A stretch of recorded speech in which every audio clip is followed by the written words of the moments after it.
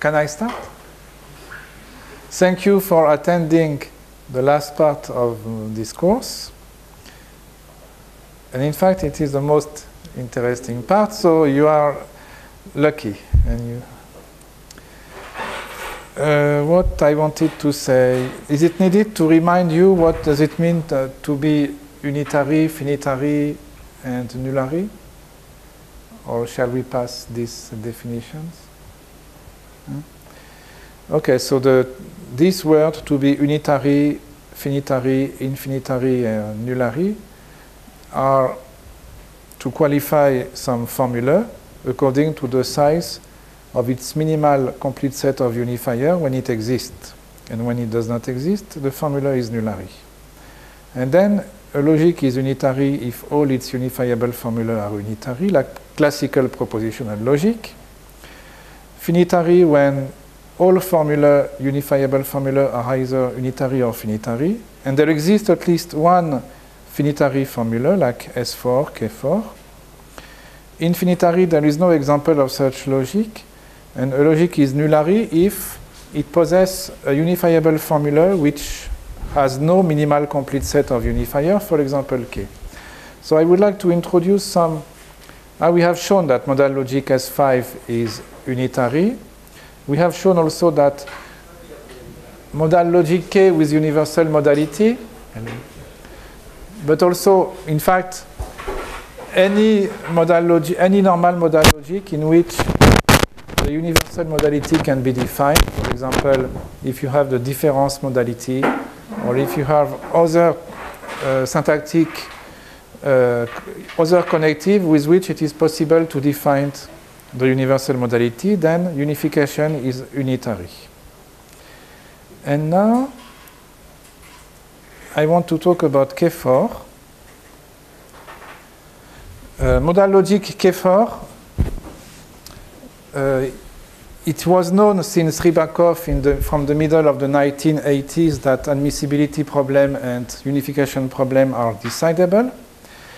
But the unification type of K4 and other transitive modal logic, S4, Gödel-Loeb logic, have been proved to be finitary by Ghilardi some 20 years ago. So K4 is interpreted over a transitive frame. So we consider that all frames now are transitive. And I will use the ordinary syntax. And such abbreviation, because the box is supposed not to be interpreted by a reflexive relation, so phi and box phi. Of course, if a frame is reflexive also, not only transitive but reflexive transitive, box plus phi is equivalent to box phi in that frame. So the result obtained by Silvio Ghilardi is valid not only for K4 but also for a relatively large family of transitive modal logic, like S4, Gödel-Loeb, and for a relatively large family of modal logic of that kind, satisfying some specific condition that I will mention.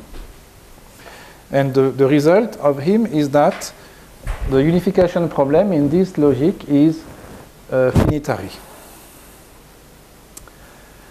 Okay, I believe there is no need to remind the truth condition. So it was known since Rybakov that K4 unification is decidable. Here we don't interest about the complexity of the problem because, in fact, both the procedure of Vladimir Rybakov and the algorithm that one can define by means of the approach of Ghilardi does not give us an interesting time or space complexity for the decision problem. What is elementary unification? Pardon? Why, Yes, elementary, again, also a unification with parameter. Elementary means there is no variable in the input formula that we want to unify. But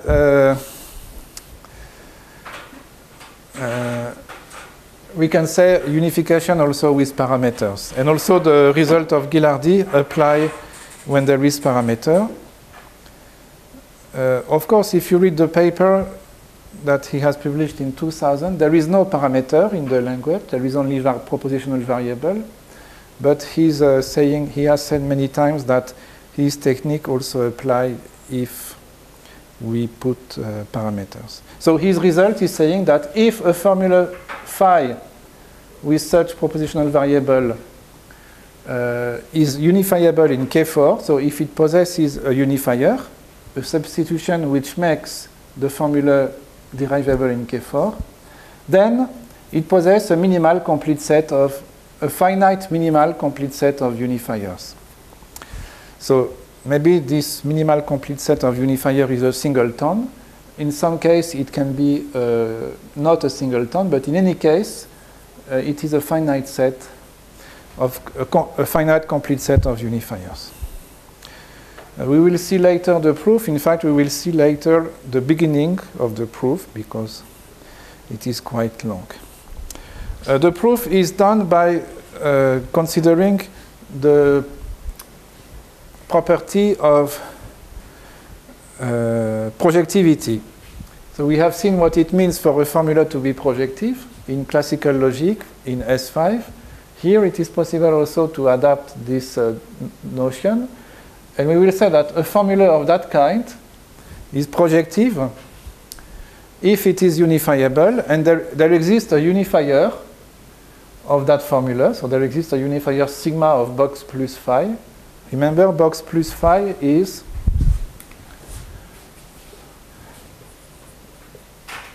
the conjunction of phi with box phi. So it's not the yeah, because it's transitive logic, so it's actually the. Yes, but it is needed to have to use this one in order to show the good property of a projective unifier. Of course, if phi is unifiable, box plus phi is unifiable, and converse reciprocally. If box plus phi is unifiable, then phi is unifiable because of the rule of necessitation and because box plus phi implies phi. Yes. So the substitution, the formula will be projective if it has a unifier sigma in K4 which satisfies this condition, which we have already seen within the context of S5, for example, except that here it is not the box, but box plus.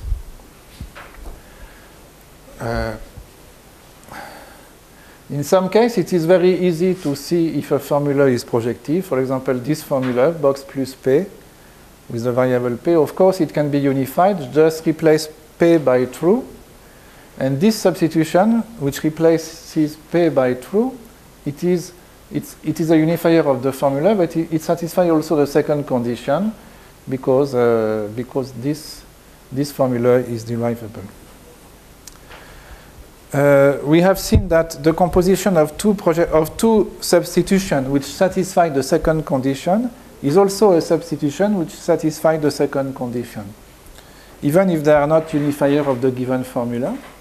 So if we receive an arbitrary number of substitutions verifying the second line, then their composition in an arbitrary order satisfies also the second line.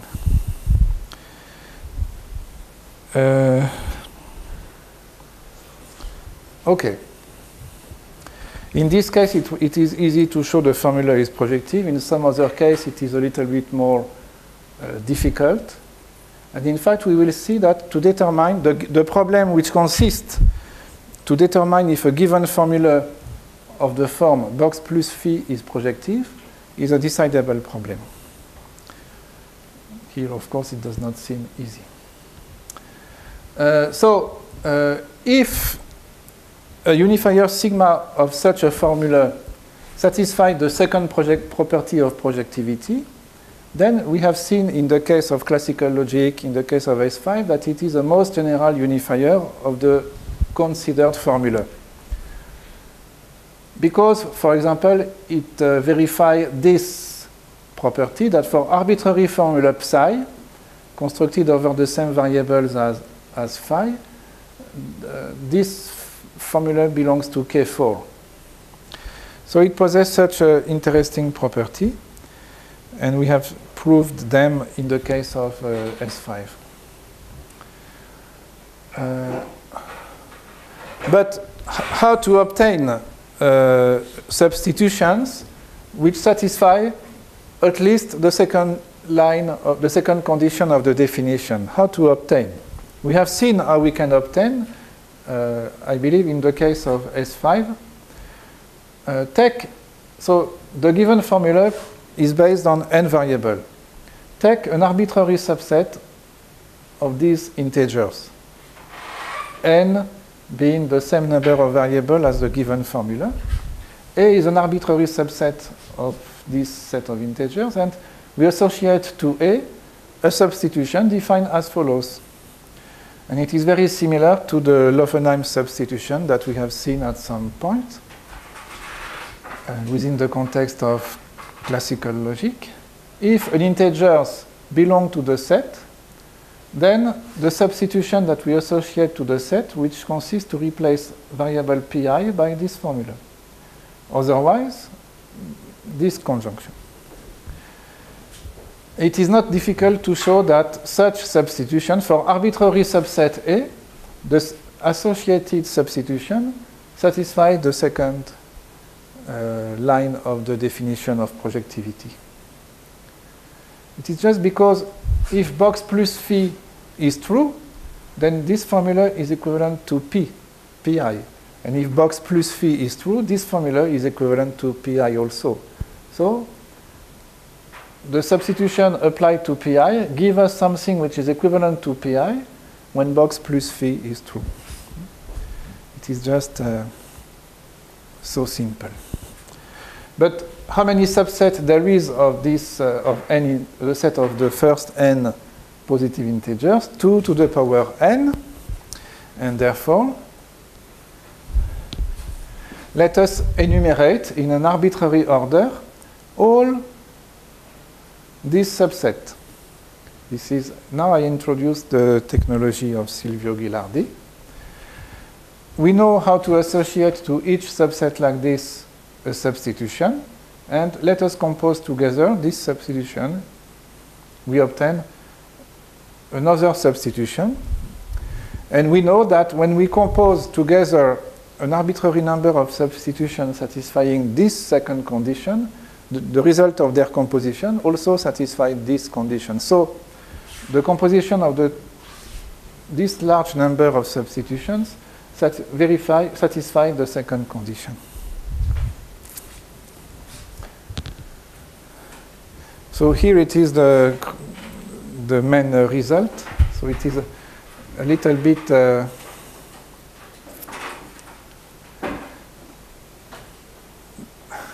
it needs some explanation, because in this proposition there is a lot of new concept. A formula to have the model extension property. What does it mean? A formula to be projective, we know. To be a unifier, we know. And to be equivalent models, this one we have not seen, but I can briefly mention. Let us take the same formula, box plus phi, with n variable, and modal depth d. So d is the modal degree of the formula, the maximal number of boxes inside each other.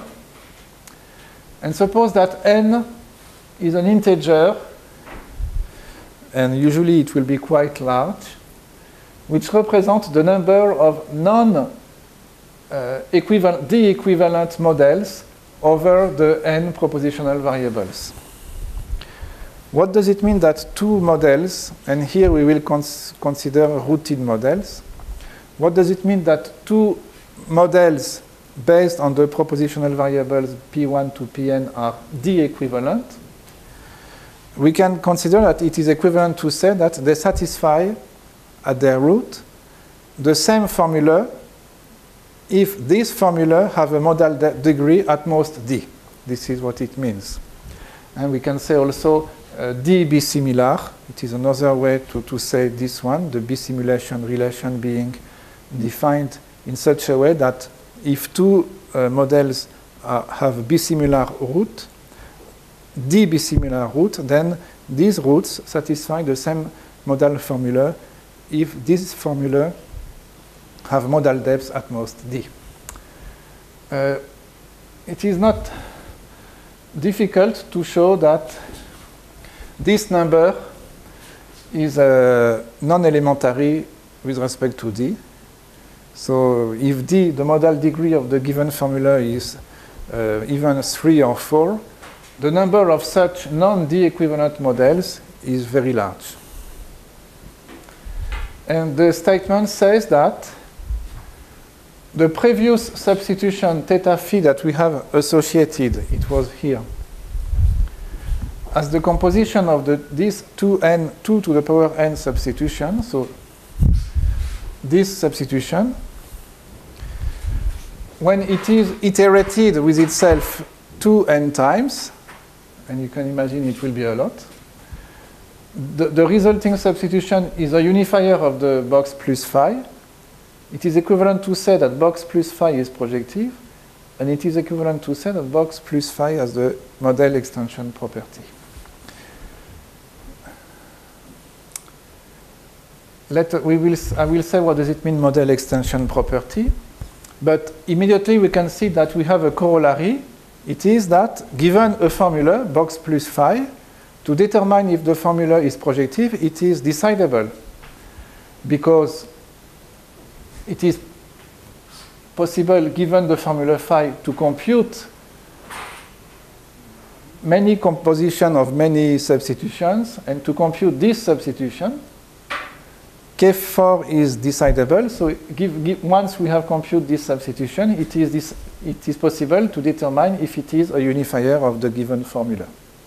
And since these three lines are equivalent, then projectivity is decidable.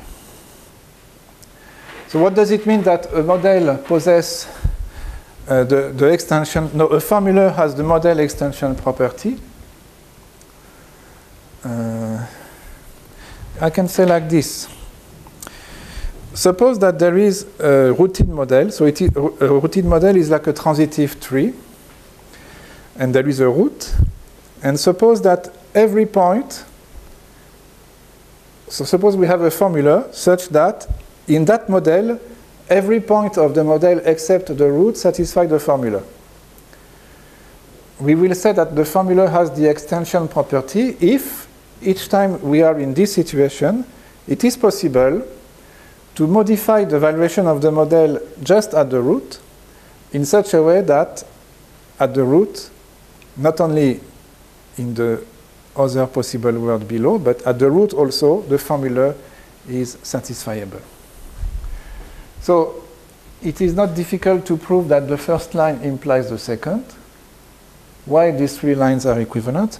The first line implies the second because by definition of projectivity,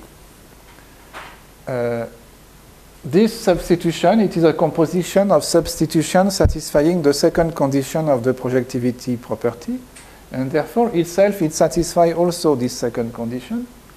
And if it is a K4 unifier of the formula, then it means the formula is projective. So the first line implies the second by the definition. The second line implies the third. It is also not difficult. Suppose there exists a transitive tree. It does not matter if it is infinite, such that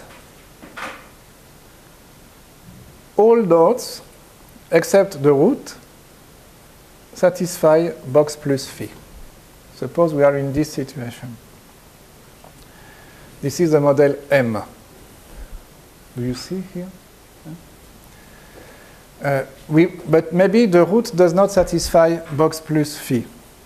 We want to change the valuation of the model in such a way that not only just at the root, in such a way that the root will satisfy box plus phi.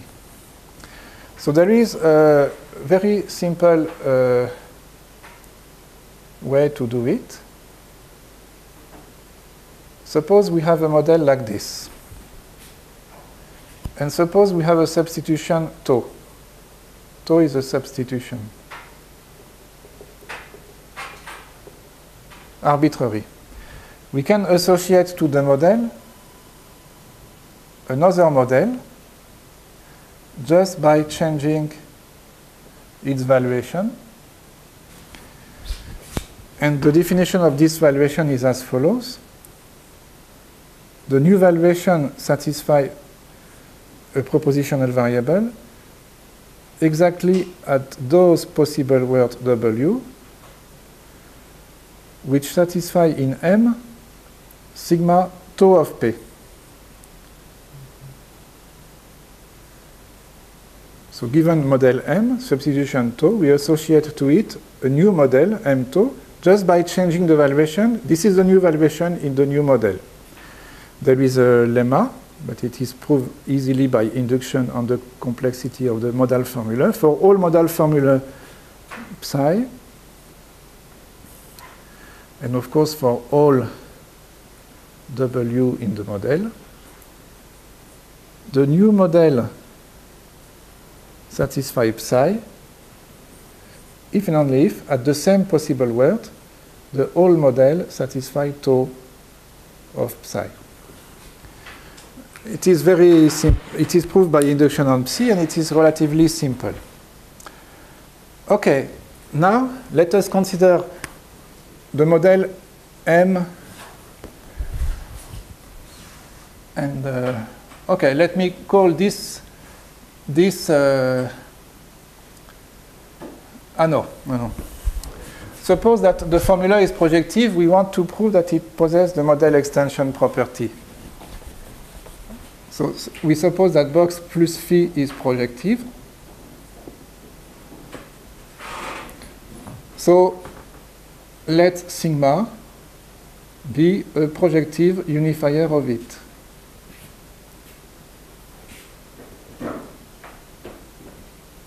So sigma is a unifier of box plus phi, and also it satisfies this property for all variables by the second condition of projectivity. Now let us consider the model M sigma associated to M by means of this projective unifier of the formula. We know that in M, box plus phi is true here. But because this implication is derivable in K4, it means that in M, every node except the root, so I don't know how to say, minus the root, it means everywhere in M except in the root, maybe, satisfy sigma pi equivalent to pi. So it means that M and M sigma, for every point which is not the root, they are equal.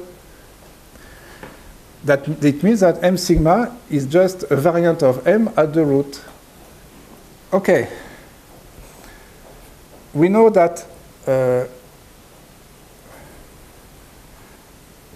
sigma is a unifier of box plus phi. It means that at the root,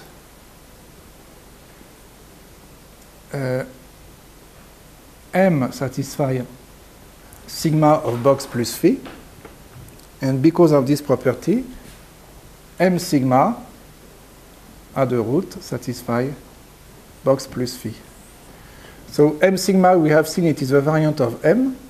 The valuation is the same except maybe at the root, and M sigma satisfies at the root box plus phi. So box plus phi possesses the extension property. We have proved 1 implies 2, 2 implies 3. To prove that 3 implies 1, it is much more difficult. In the paper, it takes 6 pages or so. But one of the results which is needed to show that K4 is finitary is the following. And this result it can be proved in K4, S4, if, or some other transitive logic, if this transitive logic satisfies two additional properties that I will mention. And the property, the lemma is the following. So take a formula phi with n variable as before, and a substitution sigma, which is a unifier of it. And then,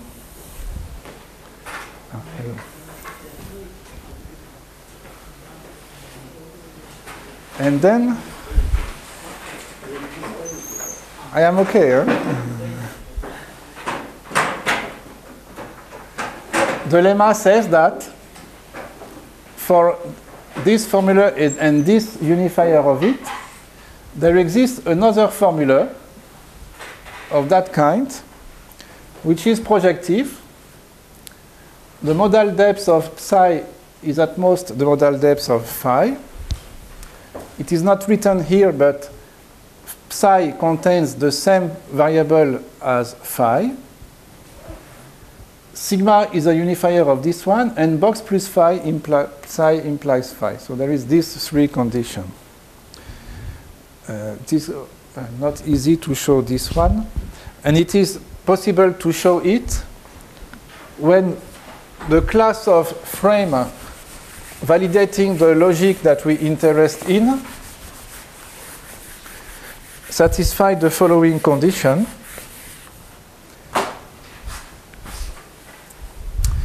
It is possible to prove this lemma, and it shows that it gives as a corollary the finitary that K4 is finitary. There is two conditions on the logic L that we consider. Here we consider K4, but we can consider S4 or Gödel-Lop. If the irreflexive frame consisting of exactly one point validate the logic, is a frame of the logic, then for all Kripke frame F1, Fk validating L,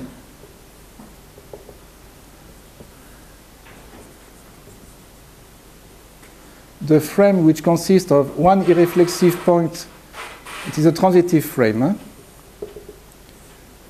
So we have to take the transitive closure. This frame also validates L. This is the first condition. So if an irreflexive point validates the logic, then for arbitrary finite number of frames validating the logic, this new frame, transitive, validates the logic. And the second condition is the same when we take here a reflexive singleton. So it will be like this, and here it will be a reflexive point, which can see some other frames. So this property holds in K4, but for example, it does not hold for S5 or KD45, because if we have a reflexive point which can see some cluster, then it is not anymore a frame validating S5. So it is satisfied in such logic as K4, S4, these conditions, but it is not satisfied in other logic like S5, and therefore it cannot be applied, this technique, to S5. So why it gives the finitariness of why it means that unification in K4 is finitary? Because if we receive a formula phi, and if we want to determine if the size of a complete set of unifiers, if it exists, first to show that it exists and then to show that it is finite, this lemma is giving us the answer, because for arbitrary unifier sigma of the given formula, we know that among a finite set of formula, the formula psi of modal depth at most the modal depth of phi, and constructing on the same variables as phi. There is finitely many. For each of them, we can decide if the psi that we can enumerate is projective. We can decide if sigma is a unifier of psi, and we can decide if this formula is derivable. And since to be projective, it means that this formula psi possesses a most general unifier, then we will be able to enumerate a finite set of unifiers satisfying the projectivity condition, which are more general. This last condition will say that the unifier, the most general projective unifier of psi, will be also a unifier of phi. And it will give the finitary property of K4.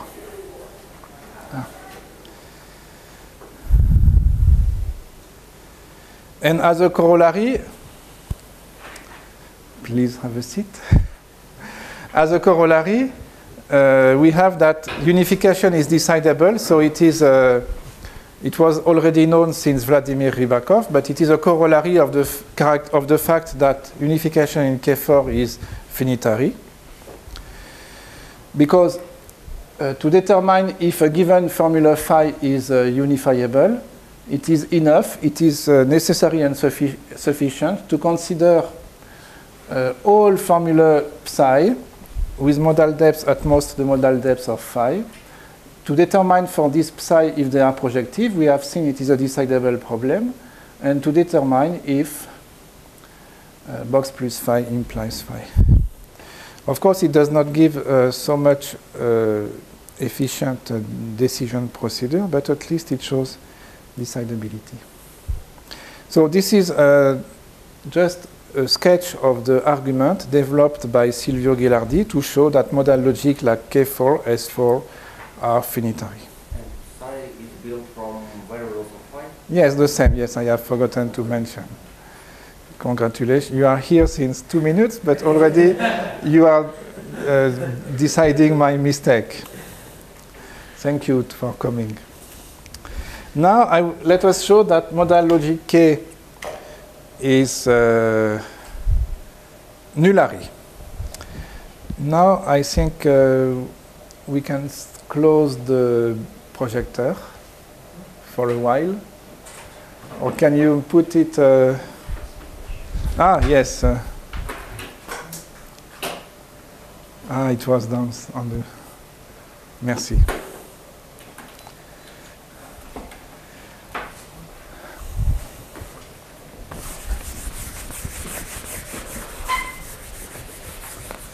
So the proof that K is nullary was obtained by Émile Girabek some 5 years ago. And so first, K is not unitary. We have seen this, the proof of it. It is quite simple. Consider the formula phi is box P or box not P. It is not derivable in K, but there exist 2 unifiers at least. The first one replaces P by true, and the second one replaces P by false, and these 2 substitutions are unifier of the formula. And in fact, for all unifiers 2 of the formula, of course, this disjunction is derivable by definition to be a unifier, and it means that because K possesses the modal disjunction property, it means either that tau P is derivable or the negation of tau P is derivable. In the first case, it means that in fact tau is equivalent as a substitution to sigma true. And in the second case, it means that tau is equivalent as a substitution to sigma false. So every unifier of the formula phi is either equivalent to these two unifiers. So it means that it implies that the unifiers sigma true and sigma false constitute a complete set of unifiers of the given formula. It can be easily proved that it does not show immediately that the formula is not unitary. To show that it is unitary, it is just needed to prove that it is not possible to exist another unifier of the formula which is more general than these two one, but it is relatively simple. But isn't it true that one of them is more genital? Isn't sigma false more genital than sigma t because false in size? Sigma false more general than sigma true? Suppose it is the case. What does it mean? It means that there exists a substitution theta such that theta of sigma false of P is equivalent to sigma true of P. But sigma false of P is false. So it will imply that this one, which is of course not not valid. I mean, to prove that sigma top and sigma false constitute a minimal complete set of unifiers. To be a complete set of unifiers, it follows from this remark. But to be minimal, it follows from an argument which are of that kind. So I believe that we don't need. But to prove that the logic K is nullary, it is not so obvious. Remind, to be nullary means there exists a formula which is unifiable, but which does not possess a minimal complete set of unifiers. Emil Gérabek has proposed the following formula. A is the formula, P implies box P. I want to prove that this formula is nullary. And if we succeed, it is enough to conclude that K is nullary. Okay, this formula is unifiable. There is a lot of unifiers. For example, you can replace P by false, P by true. You can P by box false also. So there is a first unifier, which we will call sigma top, and which consists to replace P by true. It is a unifier of the formula. And for arbitrary integer K, non-negative integer, it is also possible to construct a unifier by replacing P by this formula. So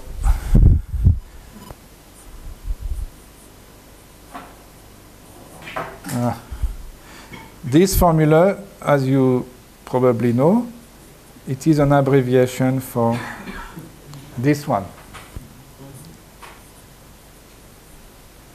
And this formula, it is an abbreviation for box 0a and etc. and box k minus 1a.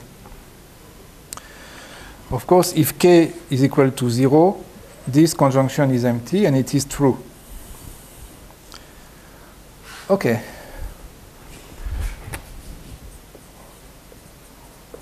So we have an infinite number of substitutions. The first one, it is obvious, it is a unifier of our formula A. The other one, it is less obvious, but it is not difficult. Sigma top and each sigma k are unifiers of A in the minimal normal modal logic. What does it say, this formula? It means that from the current point, P is true in all points which are accessible in at most k minus 1 step, and there is no more point, there is no point accessible in k step. This is what it means. So if it is true, then of course going one step, yes. Okay. Maybe I can see my notes.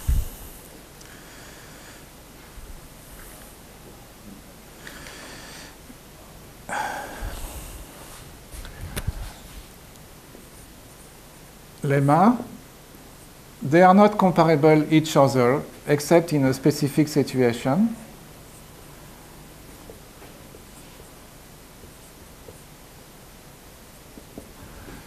The second kind of substitution are not comparable with the sigma top, and sigma k plus 1 is more general than sigma k, but the opposite does not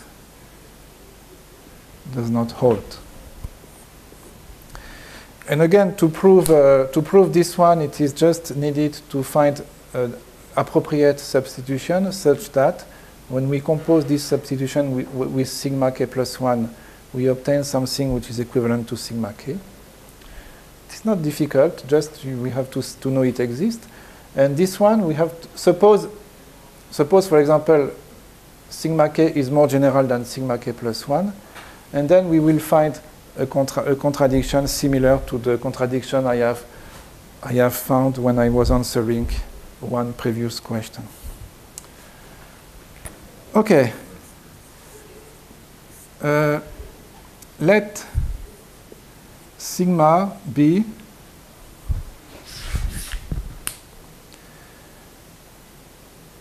a substitution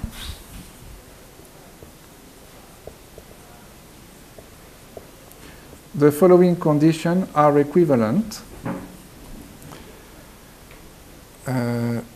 Sigma top is more general than sigma.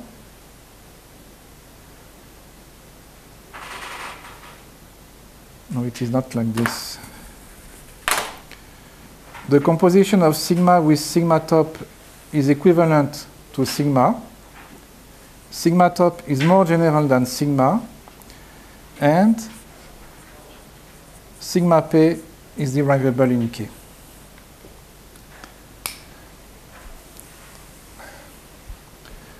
The fact that the first line implies the second, it is by definition of what it means to be more general. To be more general, it is a consequence of the first line. Now, let us prove the second line implies this to improve the third line. Suppose sigma top is more general than sigma. It means there exists a substitution theta such that theta of sigma top of P is equivalent to sigma P. But sigma top is true, and theta of true is true, so it means sigma P is derivable. And to prove that the third implies the first, it is of similar difficulties. There is another lemma characterizing the other substitution. This time we have to assume that sigma is a unifier of the formula A, this one that we interest. The following conditions are equivalent. The composition of sigma with sigma k, any integer k, is equivalent to sigma. Sigma k is more general than sigma, and it is derivable in modalogic K that sigma p implies box K false. The first line implies the second by definition of this relation. The second implies the third. It is proved in a very similar way, and there is not so much difficulty. And we need a last lemma to show that before we can show the nullary character of K. For all formulas psi,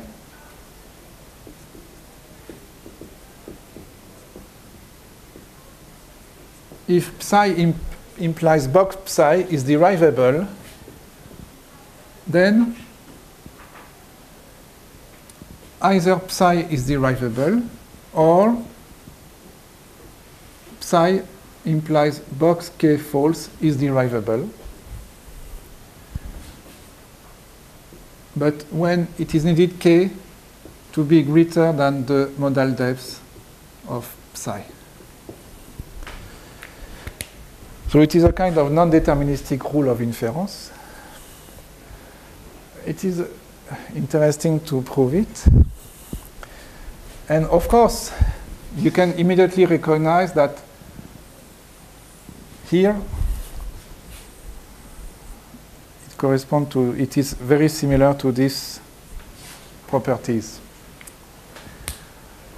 Okay, let us prove this one. Suppose that k is greater than the modal degree, modal depth of psi, and suppose that psi is not derivable, and also psi implies box k false. Suppose that these two by contradiction, suppose they are not derivable.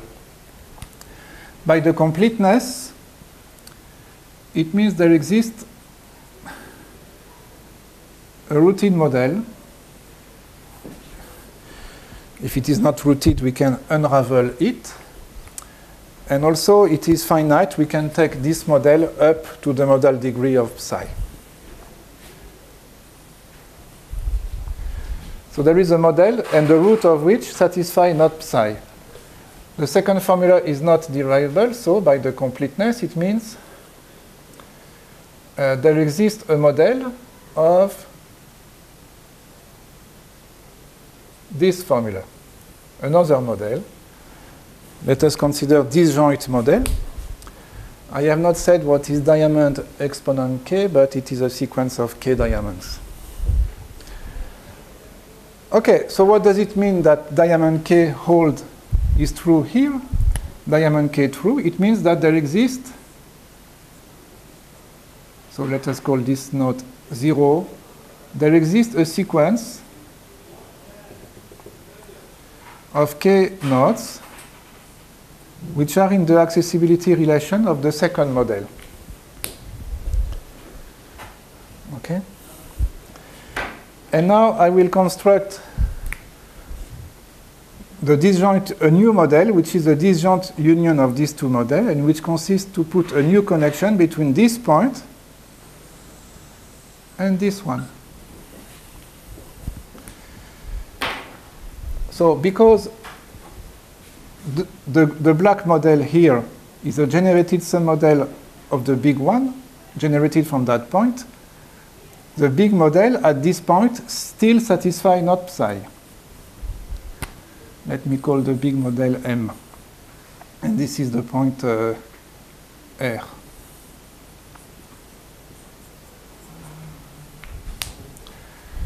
And because this point is, it was this line of this successive point, they belong to the right black model. And this one, it is not, the modal degree of psi is smaller than k. So if we put additional green connection to another model, it does not affect the truth of psi here because the degree of psi is less than k. And so in the big model M, the node 0, pardon, here it is not psi, not psi. In the big model, the node 0 still satisfies psi. But we have assumed that psi implies box psi. Yes, I have forgotten to assume because we are doing by contradiction. So if this formula is derivable, it is valid. Since psi is true here, box psi is true here in the big model, therefore psi is true here, therefore box psi, etc. And then here psi should be also true. So it gives a contradiction. I don't know a proof of this lemma which uses only the axiomatization presentation of K. This is the only proof that we know. I believe it can be interesting to prove this lemma only by deductive argument, not using the models. Okay, and then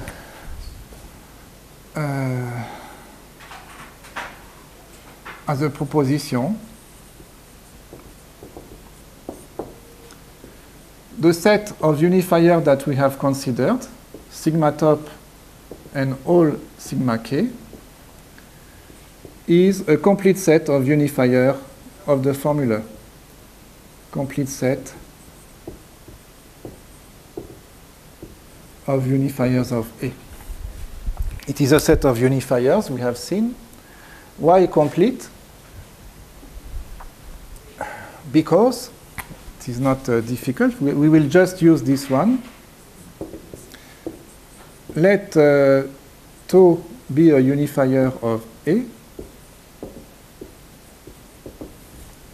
What does it mean? It means that tau of P implies box tau of P in K. By the previous lemma, it implies that either tau P is derivable or tau P implies box K false with yes, I have forgotten to say what is K,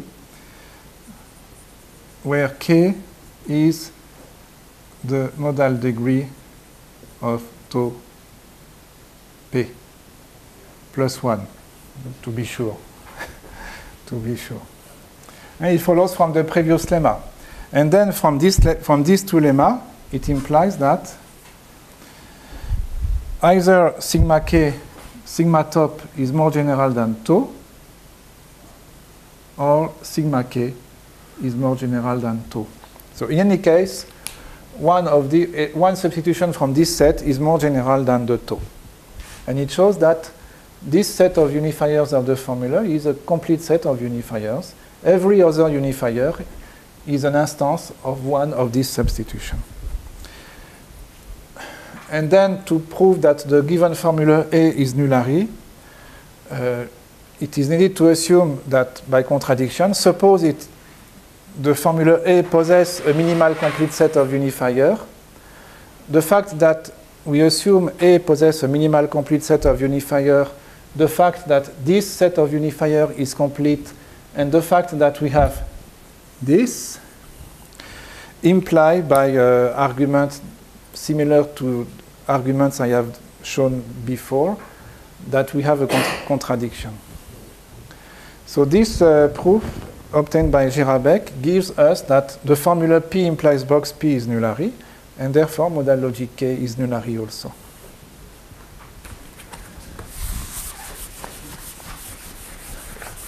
It is nullary for elementary unification, and also if it is nullary for elementary unification, it is also nullary for unification with parameters. An interesting question is what happens, for example, in KD. KD is K plus this one, or KT.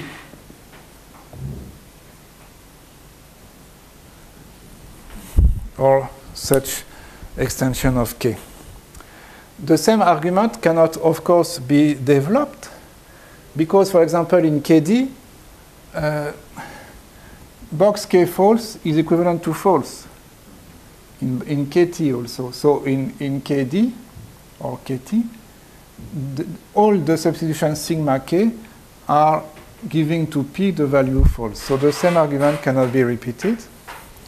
And in fact, the type of elementary unification for KD is not known. Also, the type of unification for KT is not known.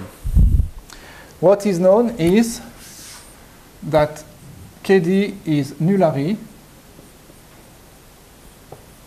for unification with parameters.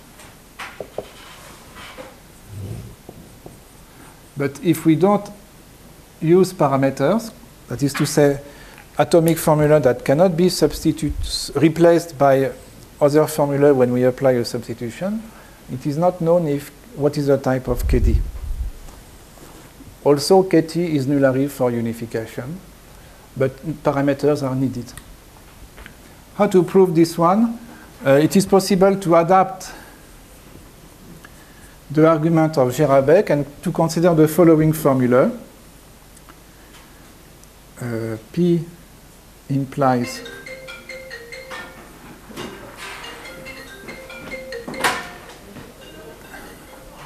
let me write like this.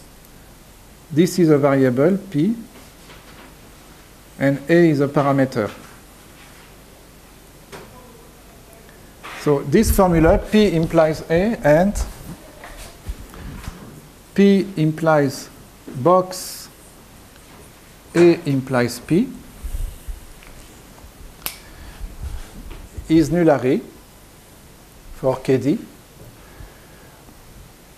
Consider that if we replace A by true, we obtain exactly the Gerabek formula.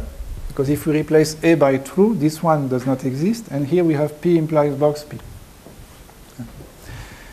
And once someone has this formula, it is not so difficult to show that it is nullary. Just to imitate this argument. This formula is nullary in which logic? KD. I can give you the unifiers which correspond to this family of unifiers, and the lemma I have done myself, and to adapt the argument of Gerabek. For KT, there is another formula, this time with two variables and two parameters, but of similar kind. Also, it is interesting what to say about KB. KB is K plus A implies box diamond A, which correspond to the symmetry property in Kripke frame. KB, KDB, and KTB. There is other, and for example, in KT, this formula cannot be used. It happens that this formula in KT is unitary. It possesses most general unifier. The formula for KT or for KD, in KB they don't work also, so it is needed to find another formula to show that the logic is nullary.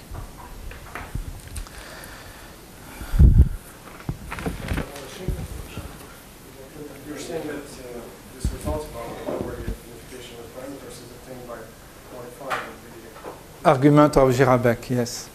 Is it possible to show where exactly the parameter is,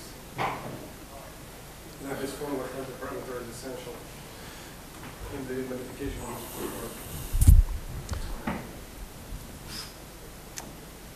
the In KD, each of these substitutions gives false, because box K false is always false.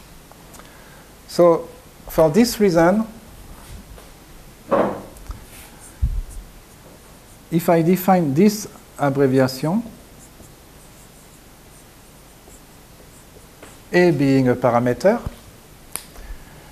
this behaves like a normal modality. There is necessitation, it distributes over implication, and over conjunction. It is almost like a normal modality.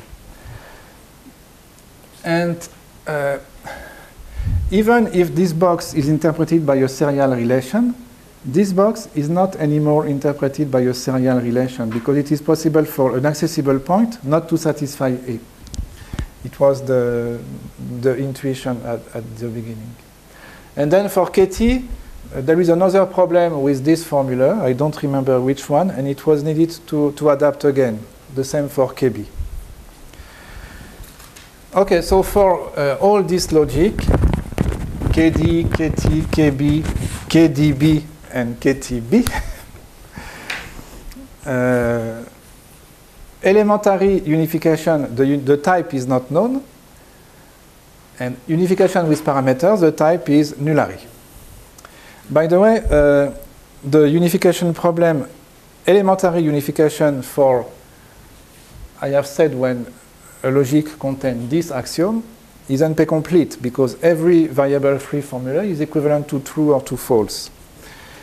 In KB, we cannot say that every variable free formula is equivalent either to true or false, because diamond true is not derivable.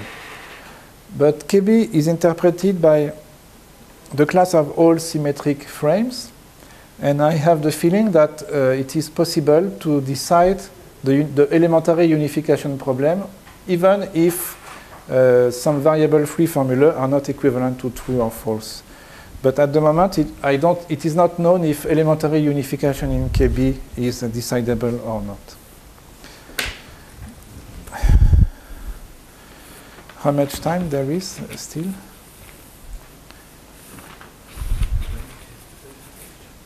Okay. What about other logic?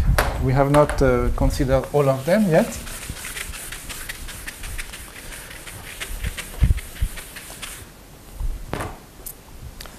For example, extensions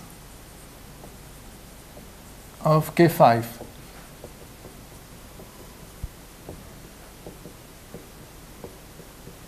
Or extensions of S4.3. Or extensions of K4D1.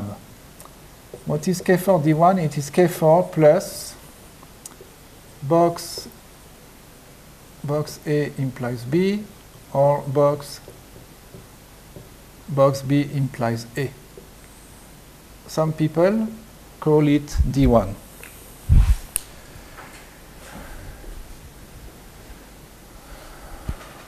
This logic K4D1 is sound and complete for the following class of frames.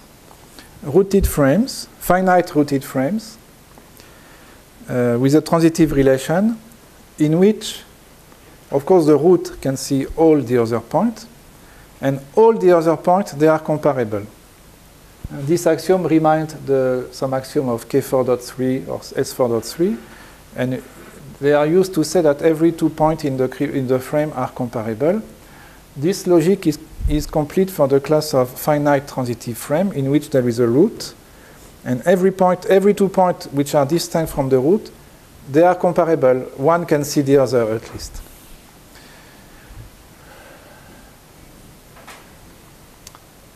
This class, extension of S4.3, has been considered by Wojciech-Zik together with Wojtyłak, and they have proved that a normal extension of S4 has projective unification if and only if it contains S4.3.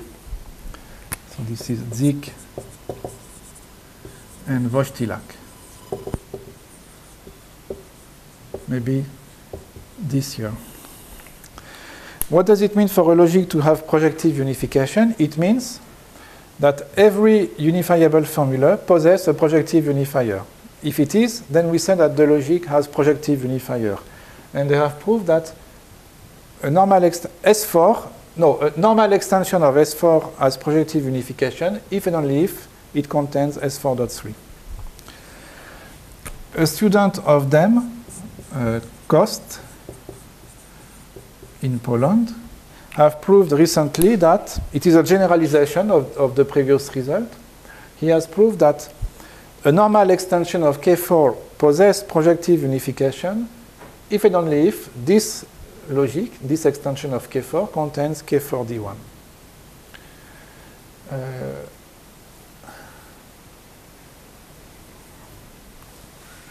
So there is not, it is not, well, at least, no, one direction is not so easy, but there is one direction which is easy. It is to show that if an extension of K4 has a projective unification problem, then these formulas are derivable. It is relatively simple, and it uses just if you know K4, it is possible. To prove the converse, that if a normal extension of K4 contains this formula, then this extension has projective unification. It is more sophisticated. But there is not enough time to show this property. I want to introduce a last concept It is the concept to have directed unification.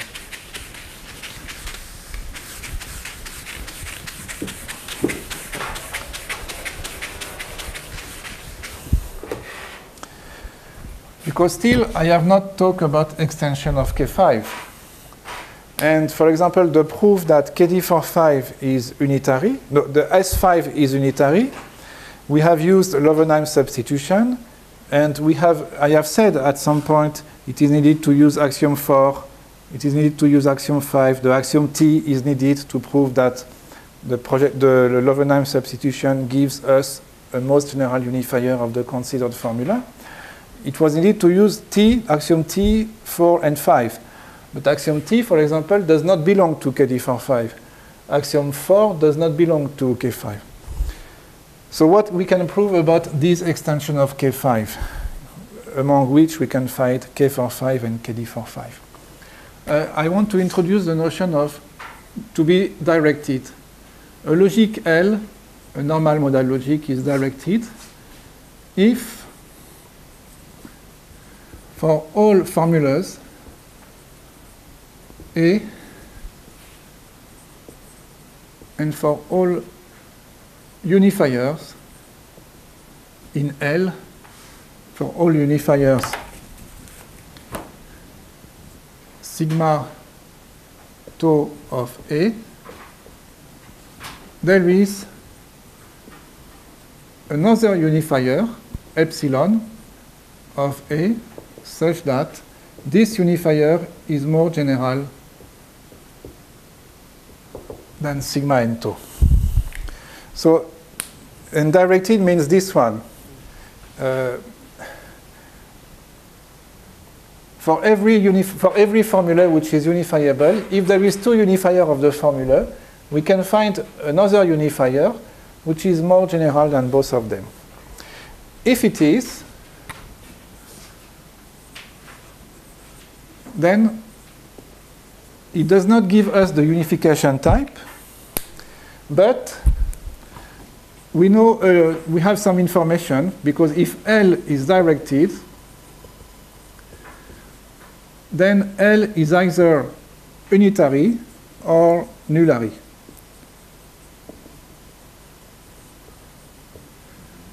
It is not possible that unification in L to be finitary or infinitary.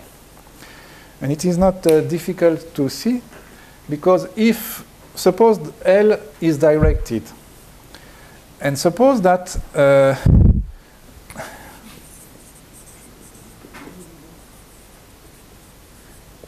and L is finitary, for example.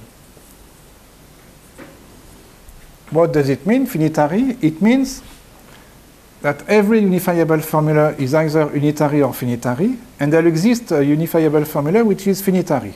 So let A be L unifiable, and sigma, a minimal complete set of unifier of this formula, which is not a singleton. So such that the cardinality of sigma is at least 2. In fact, I can assume that L is finitary or infinitary, because it is enough to have this one.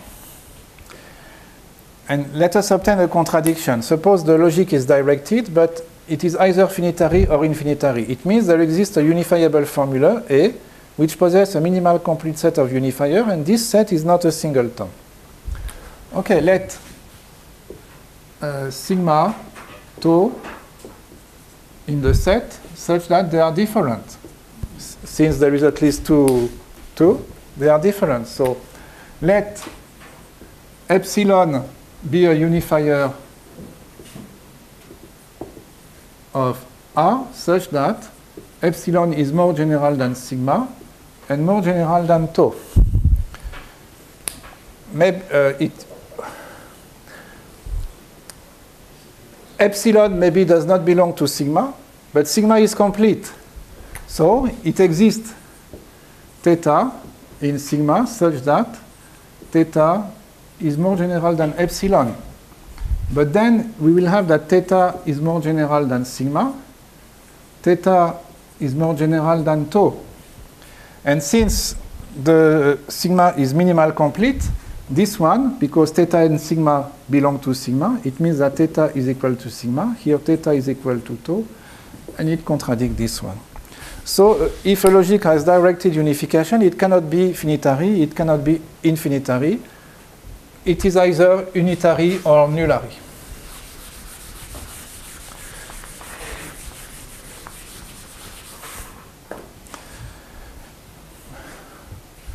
So let us introduce interest, for example, K5. K5, yes, K5. And to show that K5 is directed.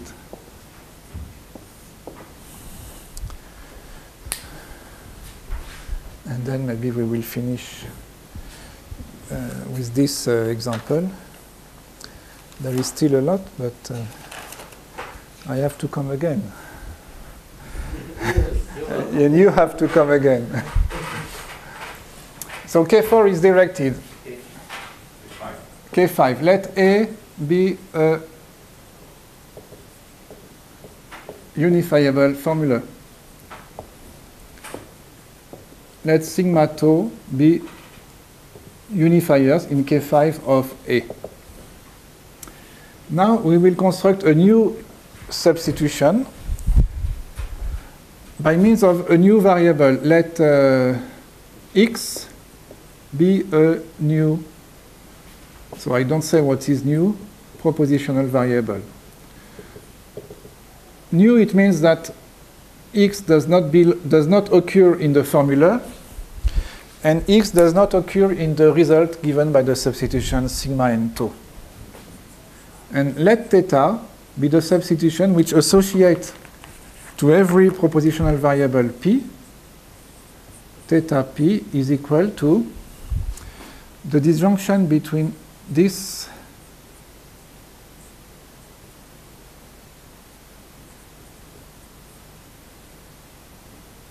sigma p, the disjunction between this one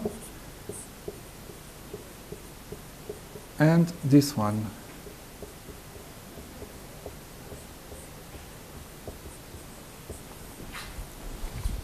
So it is a disjunction between sigma p and tau p together with this one as a parameter.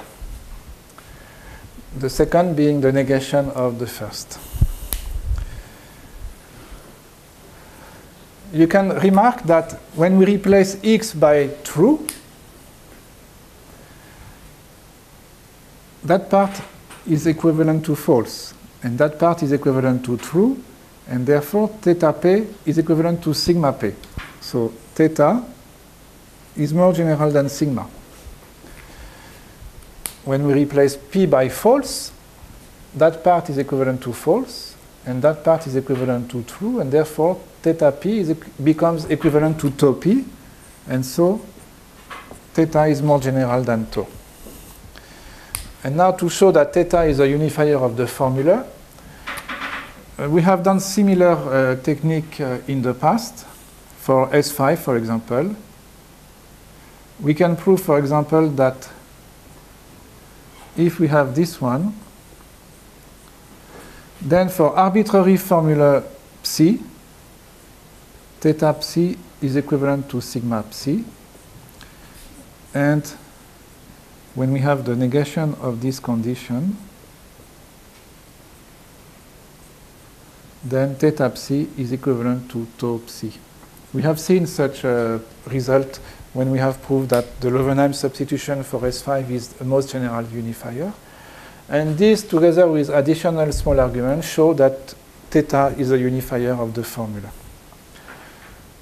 So it proves that the logic K5 is directed, and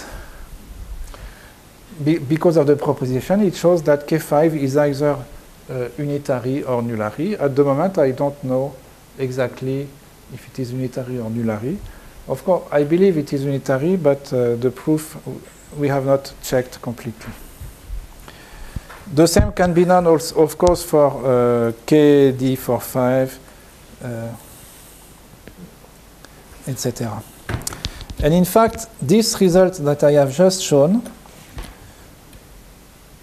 can be obtained as a corollary of another result of Émile Gérabek, and it will be the last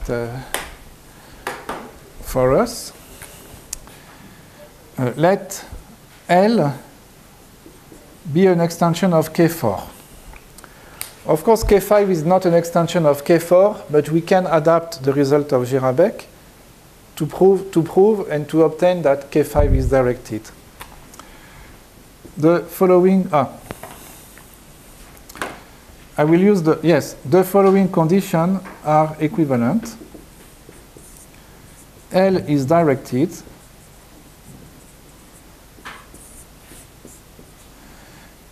In L, we can prove this formula.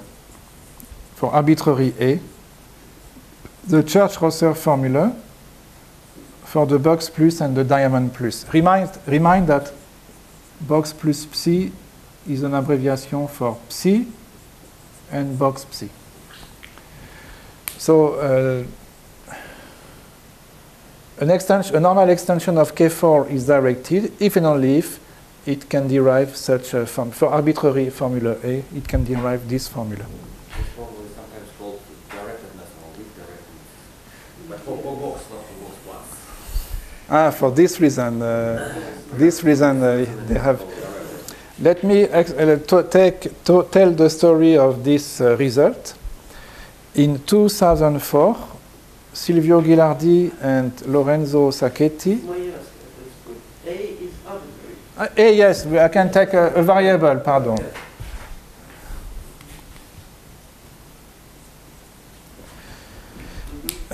In 2004, Lorenzo and Sacchetti, they published a paper in which they proved this theorem.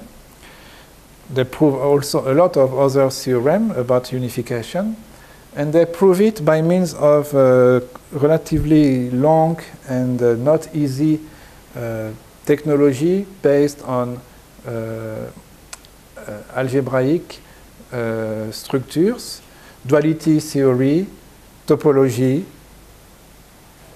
And I can say I cannot read such papers without a lot of suffering. And then a couple of years after, Émile Gérabek has shown, if you want I can show it, but it used just technology of K4. You need to know K4, and then you will prove this one. How can we? I think now it is time to conclude. So the word thank you on the slide. Yes, this is what I want to show, but before to say thank you, I want to say something else. Is it working, the projector? Ah, good. Borrowing. It is.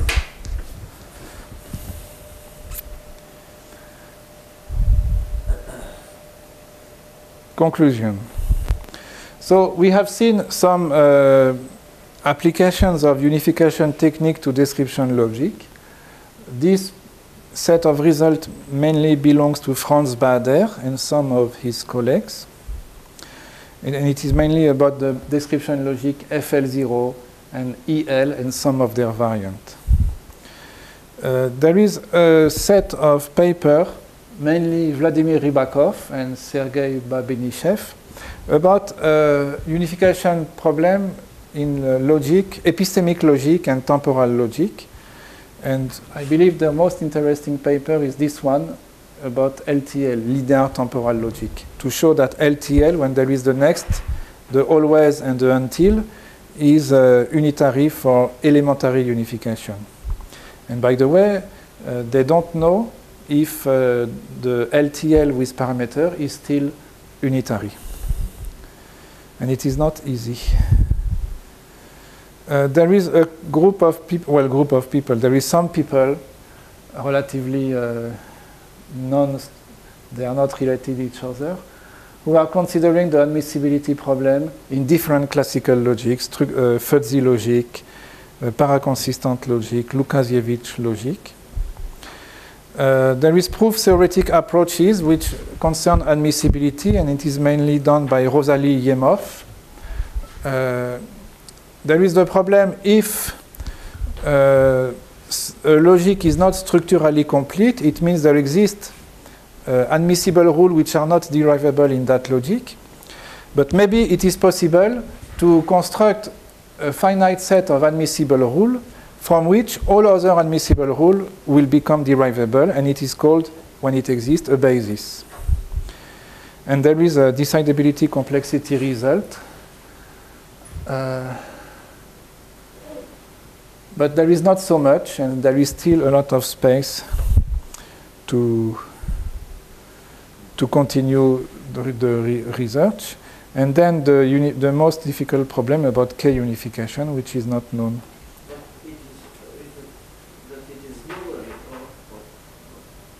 Nullary, yes. We have proved that it is nullary. It is nullary, yes. Yes. Thank you very much. It is a pleasure to have students like you. And I hope to see you again in the new year,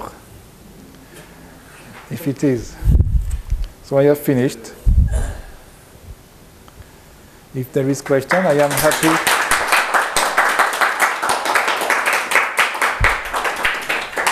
I am happy to answer your question during the next hour, if you are free. Okay.